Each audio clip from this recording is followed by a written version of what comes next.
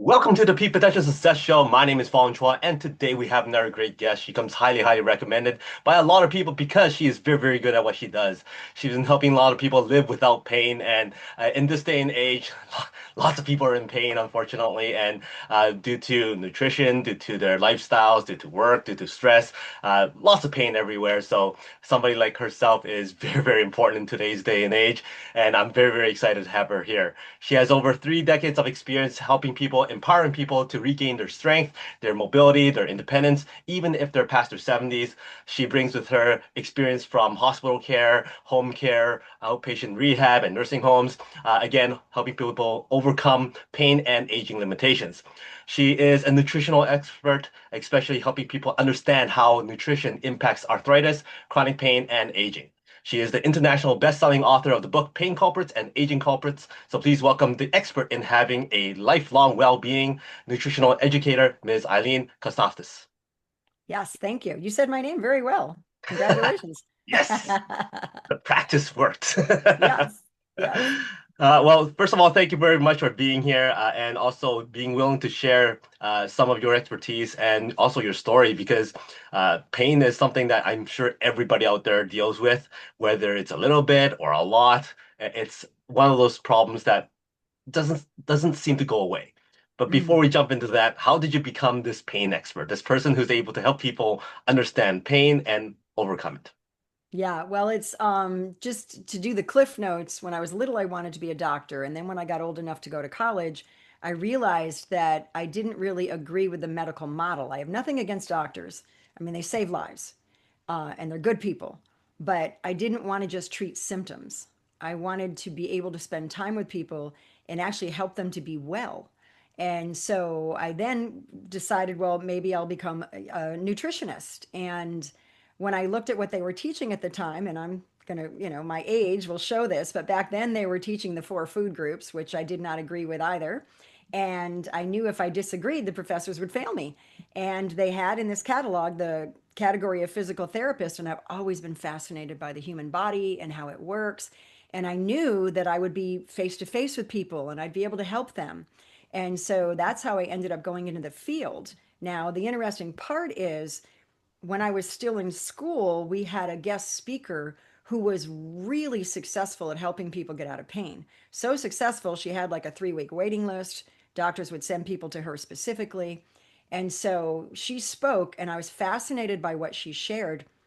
And I reached out to her when I graduated and asked her to please tell me what courses could I take, because when every PT graduates, even now that it's a doctorate, you still have an entry level knowledge.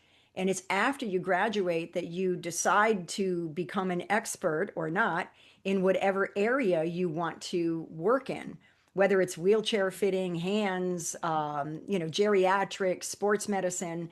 It takes extra training after you graduate. And so she was really proficient in manual skills. And so I asked her, please aim me at the courses that won't waste my time or resources and the ones that will actually help people. And so she was my mentor and good friend for years. We took lots of courses together. But for the first 15 years of my profession, I was passionate at learning as much as I could about fixing the human body with my hands. And I did get very good at it. The problem is you can only help one person at a time. And when you're in a clinic setting, you're very limited to the amount of time you have. And because of my reputation, I would get what I lovingly call the hot messes. And how much can you do for them in 30 minutes or less? So it started to be very much not satisfying, let's put it that way, because I didn't feel like I could do as much for people as I knew I could. And it was limited. So I was introduced to this way of movement training by the Gray Institute, and they're phenomenal in what they teach. They've been around for almost 50 years, and they only teach movement professionals. And when I learned this way of authentic human movement in 3 planes, I could teach people how to move their body and eliminate pain in certain areas because it teaches you how to find where the problem is, which is almost never where the pain is. So that's why people are chasing their tail. If they've got pain in their shoulder and all they do is treat their shoulder, but the problem is a hip below that's not working properly, or their trunk is not working properly, they're never going to get the shoulder better. And so this way of movement was just phenomenal to me. I started teaching it at the local community college in class settings. I saw that I could teach lots of people at once. The results were just phenomenal. And so, and most people as they're getting older, they have pain and they think it's normal, and it's not. Pain is never normal. So, and I've also been a champion for exposing the myths of aging because we believe so many, and I'm just going to call them lies about aging because they are. They're not true. And because we believe those things, it colors our choices, our lifestyle decisions, how we're going to move, what we decide we can give up because it's just normal as we age. All of those things actually progress the aging process in a negative way. And I've seen people over 100 years old doing squats and parallel bars and get stronger. So, the human body on a cellular level is not really, it's not really designed to decline. Mm, Despite all the aging theories out there, they're still theories. Nobody has been able to define what actually causes the body to age. And what I've observed over the 30 plus years is it's what we do or what we don't do. mm. And I've seen that up close and personal. Yeah. Wow. I would have to say, once you said that, I'm like, yeah, that triggers something for me because when people go, you're getting up there in age, I'm like, well, I might be, but I don't admit it. I never admit that I'm old. I never admit that I'm getting up there in age and whatnot because I believe, hey, if I still want to play hockey, if I still want to do this, I want to do it, and I'm not gonna let, oh, just because I'm at a certain age, I should stop doing it or limit myself and whatnot. But share with us a little bit more of those myths that people believe when it comes to aging, and what do people put in their minds that they go, okay, I got to stop this or got to start doing this or whatnot. Yeah. So, well, one of the myths is that we believe we're supposed to decline. That's probably the biggest myth. And our mindset is the most powerful thing that we have that influences everything we do. And so it's very important that we reject the lie that we're not designed to decline and I can take charge of how I age. Now, yes, things can happen, injuries, whatever. There are things that we don't seem to have control over. But for the most part, we can radically alter our future.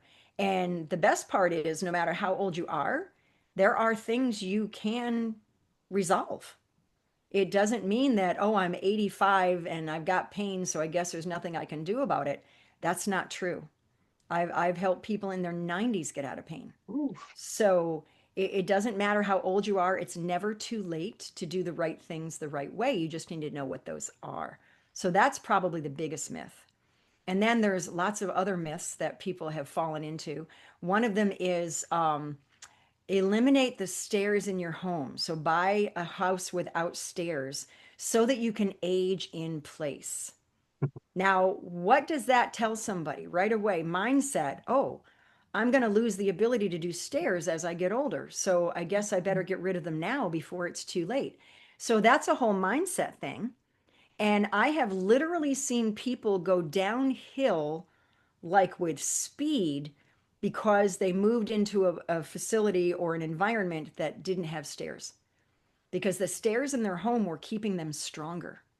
We need the stairs. I have somebody in my online academy, and I call them my students, but they're 60 plus, 70s, 80s. And one of them, she's in her mid 80s. I think she's close to 90 now. She's been in the academy for a while. And she lives in an apartment building and she's got some health history, but she's determined and she climbs 13 flights of stairs every day to stay in shape. wow. So why are we getting rid of the stairs? That's a myth. And you got the real estate industry really promoting it. Age in place, a one level home, and all of this other stuff. It's one of the worst things we can do. Mm. We need the stairs. That's Yeah. a very, very good comment there. And I think it really hits home to a lot of people because that's what we hear a lot, right? One Yes. levels, no stairs and whatnot. For me, I've been, this is nothing compared to the stair thing, but every year I go up on my roof and put up Christmas lights. And I remind myself, if I don't go up on the roof for that 1 year, it goes downhill from there. I'm gonna stop doing it. I'm gonna get lazy. I'm not gonna be in shape enough. So I still do it. Um, something you mentioned at the very beginning was that the body heals itself. It's Yes. something that is like an amazing thing, and lots of people don't really understand how the human body works. Right. Now, what you're talking about when it comes to aging, when it comes to our health, our well-being, a lot of stuff does not require the medicine, does not require the surgery, does not require that quick fix. But why is it so hard for people to accept? I believe that right now in this time frame, more and more people are more open to it. But I think that when you first started, it was very difficult to break through the traditional, oh, the doctor says this, therefore you have to do it. Oh, surgeon says this, therefore you have to do that. How did you overcome all that? Yes, it was challenging initially because I think I had to be very careful how I chose my words. And I was always very respectful of other professions, and I still am. But as I say, people can only tell you what they know, they can't tell you what they don't know. And I can tell you, an orthopedic surgeon, I don't care how skilled they are, they might be able to do the most beautiful joint replacements and have the best outcomes of all their patients. Yet, I can guarantee there's not one orthopedic surgeon out there that can explain the connection, the biomechanics connection, how the joints work between the foot and the neck. They have no clue. They can tell you expertly the foot anatomy and how they can fix tendons and but they cannot tell you the connections because they haven't been taught that. Even a lot of the people in my profession have not been taught the connection. You'll still see a lot of PTs out there who will see you, oh, you're a knee. So I'm gonna work your knee. I'm gonna heat it and ice it and stretch it and exercise it and maybe recommend injections for it. But they don't look at the hip above and the ankle below, which intimately impact the function of the knee. It's almost never the knee. Unless it's bone on bone and the joint is completely destroyed, it's almost always the ankle below because most people have a history of ankle sprains and their ankle was never restored to work fully properly in all three planes the way it needs to, which is very elegant. The foot ankle design is beyond phenomenal when it comes to biomechanics and how it impacts the body all the way up to the neck and all the way back down. And so I think so what I got really maybe adept at was explaining that it doesn't mean that person's wrong. They just can only tell you from one perspective. Well, so I totally agree with that. And the thing is, people don't know what they don't know. Right. However, why is it from your perspective that, yeah, they don't know what they don't know, so how come they're not open to knowing it? So, and the reason why I'm asking this is like, I know some people within like my group of people where they either have some kind of disease or they need surgery or whatnot.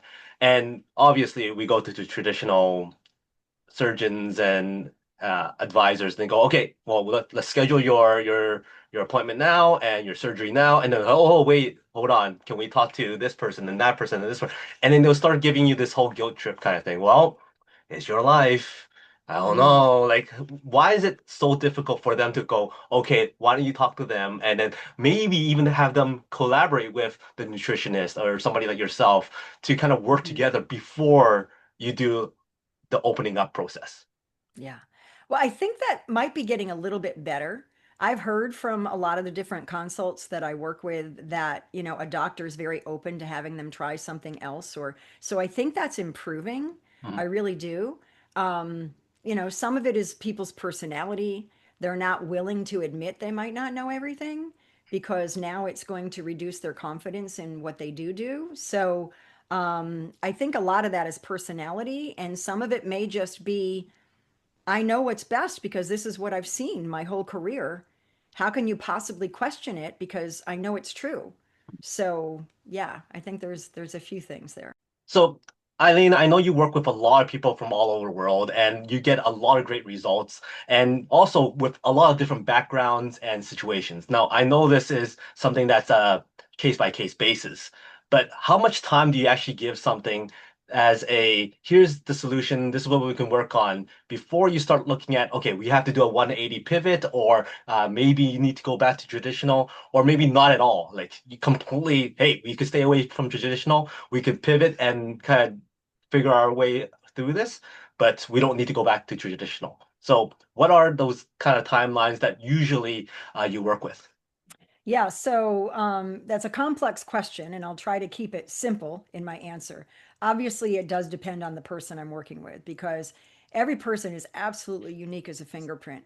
Because I've seen three people walk into the clinic setting with the same diagnosis, the same symptoms, but require a completely different plan of care to resolve the problem.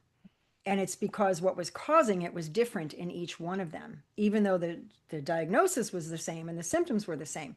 So you really have to determine what parts of the body are not working properly and then address that. So, depending on the severity of the problems and how much comorbidity there is. In other words, do they have a whole ton of other medical issues? Are they diabetic? Are they dealing with a lot of excess weight?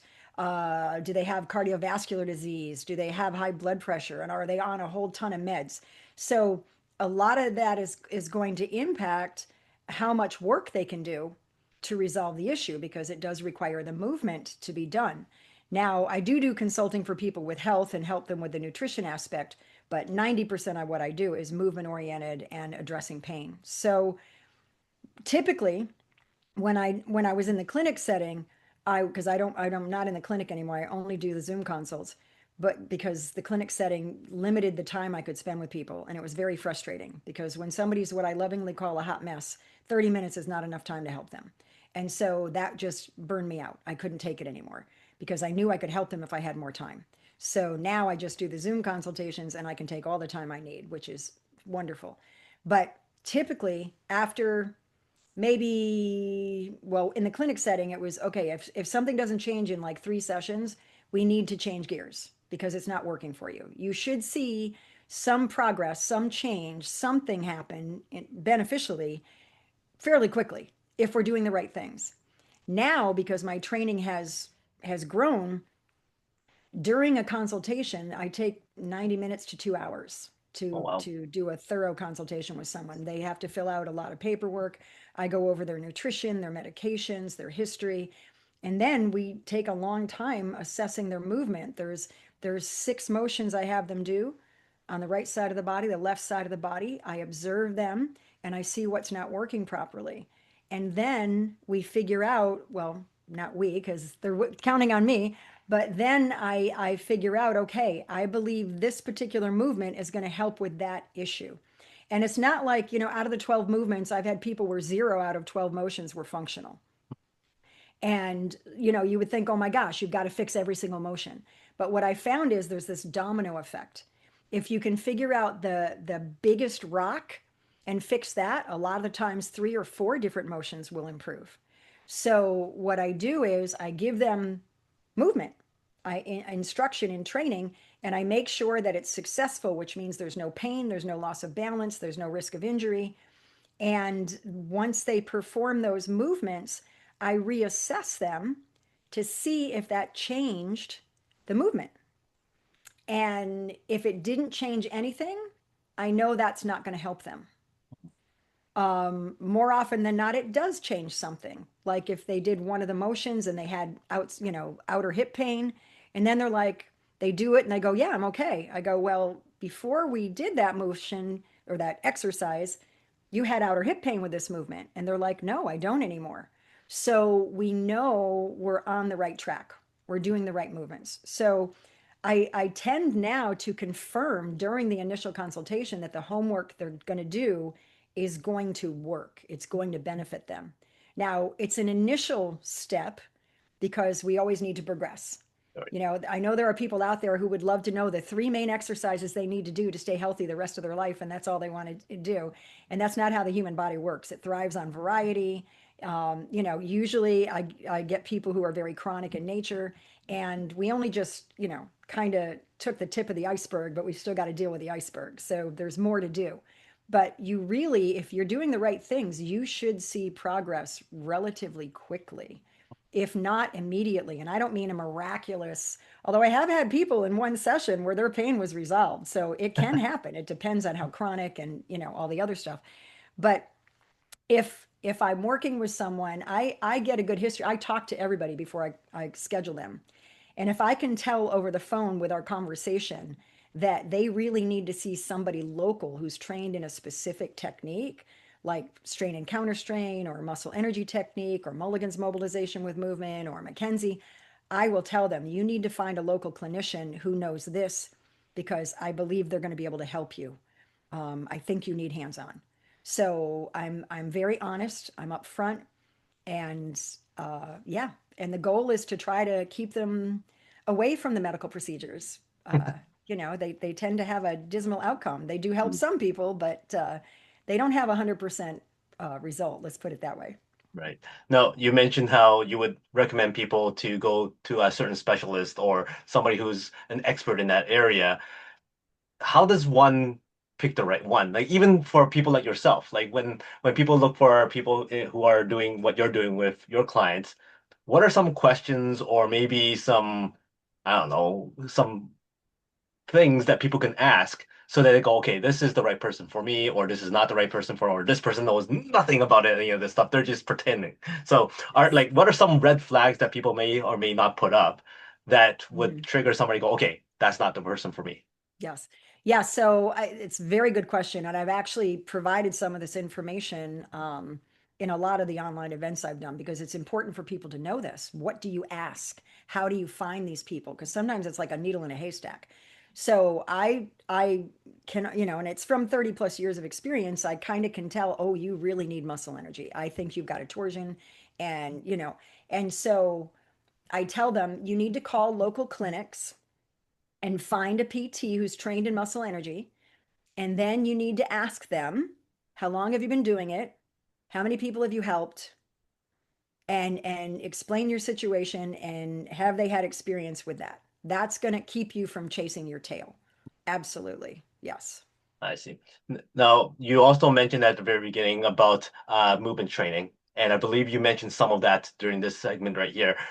Are there, I know you said there's not top three or top five things, but what are some of the movements that people should do within Mhm. their everyday lives so that they don't, just be stagnant all the time? Yeah. So the goal is to maintain your body's ability to move fully through a full range of motion in all your joints. Mhm. And when that starts declining, that's when function starts to be impacted and you don't even know it because you're compensating. So it's not that you have to stretch every joint in your body. I'll be honest, I'm not a big lover of stretching because it's this static hold that isn't really authentic in real life. For instance, people love to stretch their calves. I'm not saying they shouldn't do that, but I show how to load the calves in three planes, and it's a dynamic load because when you take a step, you're not waiting 30 seconds to take the next step. The foot ankle calf complex has to be able to respond with every step. It has to respond quickly, dynamically. And so you want to train it that way.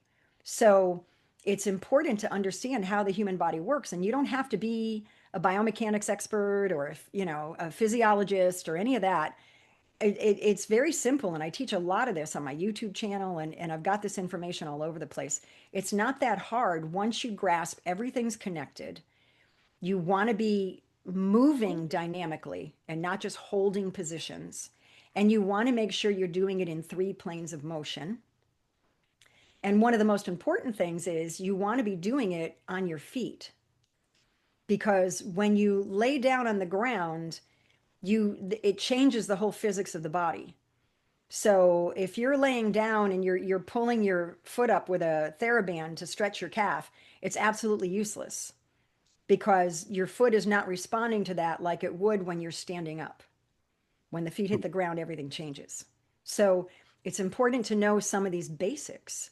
And then movement, I mean, there are movements that I teach, just like I said, those 6 movements that I use when I do a consult can be used as an exercise. And you can do 10 reps and all of those on both sides of the body in about 20 minutes. Oh, nice. And you've mobilized your entire body from your nose to your toes. So it's not that hard. but it does have a small learning curve. A lot of things are not that hard. When you really break it down, it's like, come on, you just do this. It's not that hard. But for some reason, lots of people are so it's so for some reason it's so difficult for people to implement it. So I guess the question is, how do people implement it? Like when you're coaching your clients, it's not hard. Mhm. You just do this every day for 5 minutes or whatever. Yeah. Why is there still a barrier for people to go, okay, I'll do it? Right. Well, the people who come to me are very motivated Mhm, because they've tried everything else or they really want to get rid of the problem. So they're very compliant. So they do whatever I recommend and they do it mhm, consistently. So, but you do get the occasional person who, they have all these excuses. I got busy, I had family members come, I couldn't da da da da. And I'm thinking, if your life depended on it, you would have done it whether you had family members visiting or not. So it really depends on your priorities. mhm, And I think, and this is just my personal opinion, not my professional opinion. I think people are overwhelmed with information now, especially now in the world of AI, and they go to Chat GPT and they type in what their problem is, which I really don't recommend because there are studies out there that show that you will get some dangerous answers that could end up killing you. There was one study that showed they typed in a problem that would be an aneurysm, and one of the answers was, go to the emergency room right away, which is the correct answer. The other answer was just lay down in a dark room. Now, so, Chat GPT is not our friend when it comes to mhm. medical advice or any movement advice. It is not our friend. I really want people to hear that. And so I think people are just overwhelmed with information and there's so much out there that they're like a deer in headlights. They just don't know what to do. And so I think what helps is when somebody recommends somebody. So my business, I have never paid for advertising. Everything has been word of mouth. And so when you hear from your family member or your neighbor or your friend that something worked and you see how it changed them, then you're interested and you start looking into it yourself. And if you're motivated enough to change things, a lot of the times people's pain isn't bad enough. They can live with it. They can work around it. It's Mhm. not stopping them. Right. But once it progresses to where it's stopping them, that's when they reach out to me. So, sadly, but I've also had tons of people who have come across my YouTube channel or the free membership in my private club, and they've had really good results. So, it depends really on someone's desire to stop hurting. I like how you mentioned the whole AI stuff, and because that's something that's very, very big right now, and everybody's on it. It's something I don't think we can ever avoid either. It's gonna be here for a long time. Right, right. And there's a saying that yeah, you keep on searching ChatGPT, AI, and whatnot, not until you find the answer that you want and that you're looking for, and you're like, that sounds good. I could do that one, right? So, Yes. but it impacts a lot of industries. How do you see it as a positive impact for your industry? Um, to be honest, I haven't really seen it as positive for Mhm, healthcare or the fitness industry, mainly because there are too many variables when you're dealing with a person. I mean, I mhm, had been recommended to upload all of my information, which hundreds and hundreds and hundreds of hours and hundreds of articles, and then have it set up so that people could search, have a question, and then it would pull the answer from my content. And all I thought was every bell and whistle in my brain went off because it could give the completely wrong answer based on this person's history or specifics. I need to ask them questions, and ChatGPT isn't going to do that. I need to ask them, did you ever sprain your ankle? How long have you had this issue? What else is hurting? Okay, tell me what's going. I need to get a clear understanding of their specifics, and ChatGPT is not capable of doing that. I see. Now, when it comes to what you do, you work on the movement aspects. You are also a person who helps people with nutrition. How much does the mind factor into this? The mind is huge because when you're dealing with stress, which if you've got pain or if you're living in our world of overwhelm, you're kind of living in a life of stress unless you've learned how to manage that properly and enjoy peace and calm, however you figure out how to do that. With me, it's through my faith. With someone else, it might be meditation. But you've got to be able to get out of the run from the bear mode. And so when you're in that chemical cascade that happens in the body, and that run from the bear mode starts with our thoughts. Oh my goodness, I'm going to be late for work. My boss is going to yell at me again. I'm going to get in trouble. Bam. You're now in the run from the bear mode. You just released a whole bunch of cortisol, which is essentially the stress hormone. It's excited all of your muscles ready to run to save your life, only you're not running. You're sitting in a car. And everything stiffens and now your pain is worse. So mind is everything. Also, if you believe that you're supposed to be in pain or it's never going to get better, or God forbid you were told by somebody who was well-meaning but misinformed that there's nothing they can do for you. I mean, that's the worst thing you can hear from a professional. And so now you go home defeated, deflated, depressed, and you think there's no hope. And so that's going to greatly impact what you're thinking. And as a man thinketh, so is he. So Right. yeah, it's huge. So, what do you recommend people to calm their minds? Like you also talked about how there's so much overwhelm because there's so many Yes. different perspectives, opinions, recommendations, all that kind of stuff. Not only do you have to deal with the physical movement, you're dealing with the mind, you're dealing with the nutrition. There's a lot of stuff that starts adding up that you should keep on doing all that stuff. So how do you train or help people with that calmness? Right. So what I determine is, okay, how much time do you have to invest daily in improving your life? And if they say, oh, I'm retired, I could spend 2 hours a day, then that's great. Then I'll give them enough work to that'll take 2 hours. If they say, well, 30 minutes is about all I can do, I'm working, I have this, I have that, I said, okay, we're going to keep it practical for you. We're not going to overwhelm you. And so I make sure that whatever homework they have, whatever work they need to do is doable and it doesn't add stress to their life. And there are different ways you can get someone to get out of the run from the bear mode. A lot of them are breath techniques. There's a breathe in 5 seconds, breathe out 5 seconds. That will improve vagal tone. Your vagus nerve, it's Latin for wanderer because it's the longest nerve in the body and it goes from the neck and it listens to all the organs in the body and it tells the brain if you're okay or not. And if it perceives something's not okay, it gets you in the run from the bear mode. And there are things that will improve vagal tone and get you more into that heal and repair mode because you can't be in both at the same time. And you've got to get in the heal and repair mode to feel better. That's the brake. If your foot's on the gas pedal all the time, the brake isn't going to work. And so the goal is there's breathing techniques. I have a lot of them on my YouTube channel. There's like 3 different techniques I teach. There's 3D breath, expansion, that kind of thing. It's not about belly breathing. Everybody gets that mixed up. A lot of the times when you force your belly out to breathe because you don't know how to expand your rib cage, you're now aggravating your low back.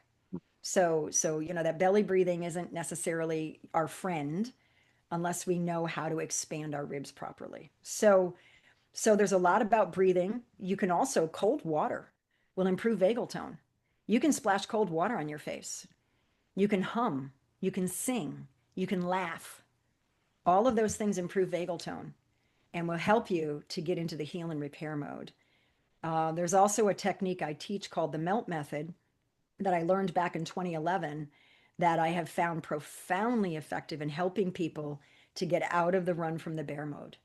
It has this beautiful access into the nervous system that resets the balance, and it has helped countless people.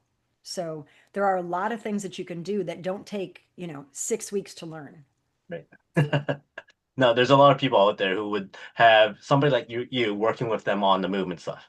Then they have somebody outside of you working on their mind stuff. And then they have somebody else working on the nutrition stuff. How often do you actually collaborate with one another or not at all? well, because of my background in Mm, nutrition, I will do that for mm, them. So if they have health issues, if they're on medications, and they need help with nutrition, I've helped a lot of people eliminate the need for medications.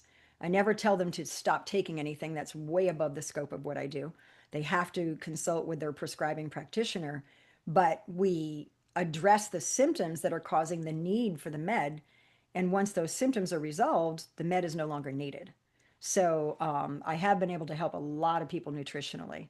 Now, as far as the mind piece, I'm perfectly happy to collaborate with other people. I will honestly state that I very rarely does anybody ever reach out and want to collaborate. I do have a good friend who's an excellent counselor. She's one of the best, I think, on the planet. And she will often recommend people to me, and I will often recommend people to her. So I do agree that, yeah, there are other avenues we need to address. Awesome. Now, you're very, very good at what you do. And the saying is, well, you could be very, very good at what you do, but nobody knows who you are, nobody knows where to go, nobody knows where to find you.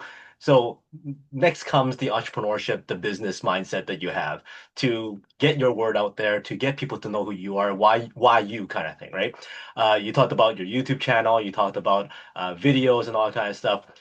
What was that process like for you? Like when you first Yes. go, you know what, I'm going to start my own thing, my own business. What was the biggest learning curve for you when you had to go off on your own? Yes.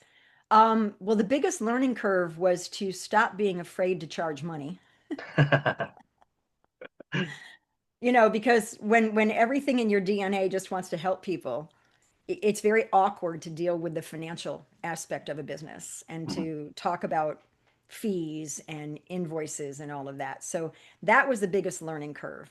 And to charge enough because, when you're charging $25 for something that's actually worth 200, you're not going to really keep the lights on. And so that was probably the biggest challenge for me. However, the best part on that side is because I've been able to help so many people who can pay for my services, I'm able to offer pro bono to anyone who absolutely needs it, Right. or to reduce fees, or to provide whatever I can that will help them if they have financial hardship. So that's the best part. It's like, I'm still able to do what I want to do and not feel like I'm not helping somebody just because they don't have money. So that's been great. But that was probably the biggest learning curve. Yes. And then you have your international bestseller book coming out, or that came out. How was that process? Why did you decide to write that book, and how can people get that? Yeah, well, I actually have two books. My first book came out in October of 2020 called Pain Culprits, Mhm. and that was when the world was shut down. And in August of 2020, I started doing online events. And my first online event, I had maybe 12 people attend. But I think about 8 out of the 12 people ended up joining my academy, which I gave a vision of, and it didn't even exist. And they had to wait 3 months for it to be created. So I think if you know what you're talking about and you reach the right audience, they want what you have because they know that it's true. It just resonates with them.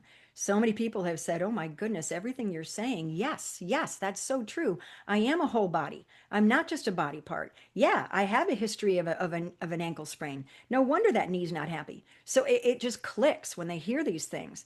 And so I wrote the book Pain Culprits, got that information out there, and I know it's helped a lot of people.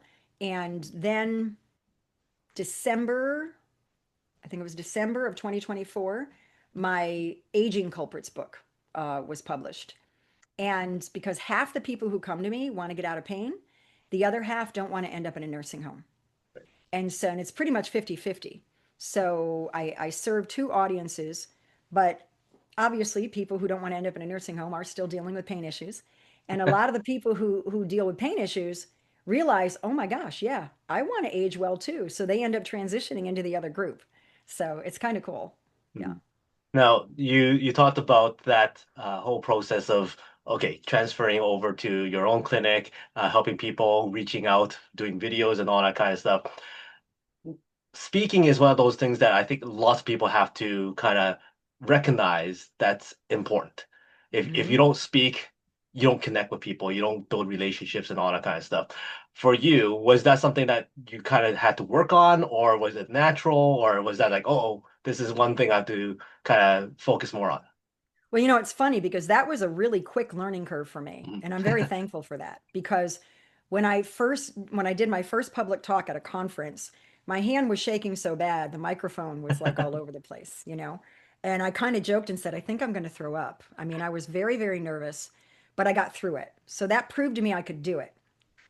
And then as I started speaking more and more, I got to the point where even if I'm nervous when I take the microphone, or, you know, I might have a lavalier on, I realized it's not about me. It's none of this is about me. I don't care if I'm nervous, if I'm anxious, if I'm whatever. I don't care if my hair doesn't look right or if my shoes aren't, you know, none of that matters. What matters is the people listening getting the information that can change their life. And so when that shift happened mentally, public speaking is actually my favorite thing to do.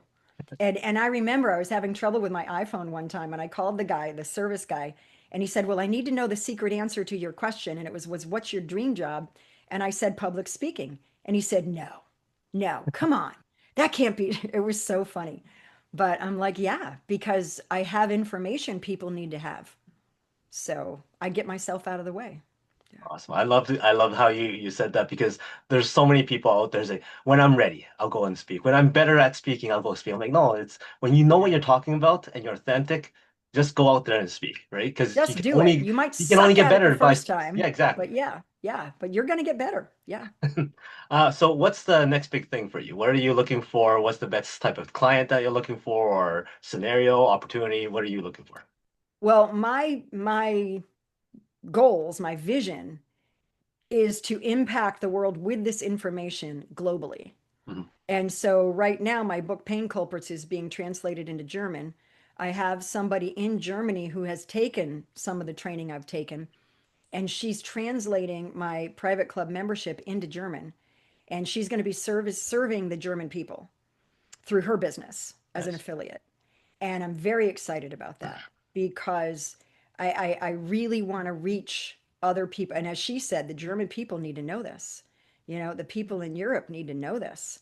And so that's my vision is to get it into every country out there. People need to know this. And let's say if you have an opportunity to speak to everybody, what is one final message that you want everybody to remember you for? Mm. That you're a whole person, you're not a body part. Mhm. And don't let people see you as one, because they're limited in how much they're going to be able to help you.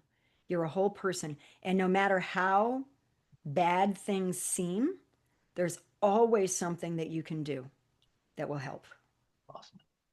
Great words to live by. Thank you very Yes. much for that. And I've learned a lot from you. And thank you very much for sharing all your stories. Uh, Before I let you go, though, I do have a few quick rapid fire questions for you. Give me the first thing that comes to mind. Okay. All Sounds right. like fun. You're stranded on a deserted island. One food to eat for the rest of your life. It could be a guilty pleasure. You'll still be healthy. You'll be fit. What's that one food? Oh my gosh, one food. I love food. So deciding on just one is hard. Oh my goodness. Potatoes. Potatoes. I feel like I All could right. live on potatoes. Yeah. Hollywood calls and goes, hey, you know what, Eileen, we love your story. Very, very inspirational. It's helping a lot of people. We would love to do a biopic of you. Who would you cast to play you? Who would I cast? You mean like a famous actress? Yeah, Ah, I had somebody tell me once that I looked like Gwyneth Paltrow, awesome. but I'm not sure So, how accurate that is. well, she shows up at your door and goes, yay, I got casted to play you, and let's hang out, let's get to know each other. What does that night look like to you? Oh my gosh, I would probably just fire hose her with everything I could so that she'd have a good understanding. Yeah, I'd Uh, probably tell her more stories about the people I've helped than anything, mhm. because stories teach a lot. Well, after hours of storytelling, she's hungry, and you go, don't worry about it. I got the perfect dish, very, very special, made by me. What is that dish? Um, well, I love lentils, I love beans, I love potatoes. There's one dish that I love, which has all three. It's called spicy lentil soup, but it's not really spicy. But it has potatoes, lentils, and beans, and it's amazingly delicious. So that might be what I would share. Awesome. Now you're driving her home, and she lives very far away, hours on end. For some reason, there's only one song to listen to. What's that one song that you constantly listen to? Hmm. It's so funny. What just came to mind is I don't even know if this is the correct title, but Life is a Highway. Ah, great choice. I was at Eh, work one time and we were all very quiet prepping for things. This was while I was working my way through college. And one of the coworkers just belted out, "Life is a highway." And she just started, we all cracked up and then we joined her. So, yeah, for some reason that came to mind. great song to get everybody singing and in a good mood. Yes. Final question. Give me a number from 1 to 5. 4. 1, 2, 3, 4. So it's tissue paper. So Okay. if you had to use tissue paper as a metaphor for success, how is success like tissue paper? How is success like tissue paper? You have to really focus on what's important or you're going to break through it. I see that. So that's how success is like tissue paper. Thank you very much for your time and your stories and your wisdom. Any final words from you? And also, what's the best way for people to get in touch? Mm. Yeah, I just want people to know that no matter how bad they are, there's always a way to get started moving. I've worked with people who could barely move and got them moving without causing more pain. So there's always something that can be done. And then I do have, because I have content all over the place and people get overwhelmed by it, on my main website, havelifelongwellbeing.com, I have a five question quiz, which takes less than 2 minutes to answer, and it will give them a page of all the resources based on their specific concern, whether it's incontinence, balance, joint pain, strength, whatever. It'll aim them so that they know whatever is free, whatever is, things you can purchase, but it's all so that they don't get overwhelmed looking for things. Awesome. Thank you very much for that. So everybody make sure you connect with Eileen, do the 5 question quiz and questionnaire and find out well, what is wrong with you or why are you still feeling pain? And then obviously reach out to Eileen to get that fixed up. So once again, thank you very much. She's Eileen. I'm Fong. Until next time, today is the day to talk your peak potential. We'll see you later. Thank you.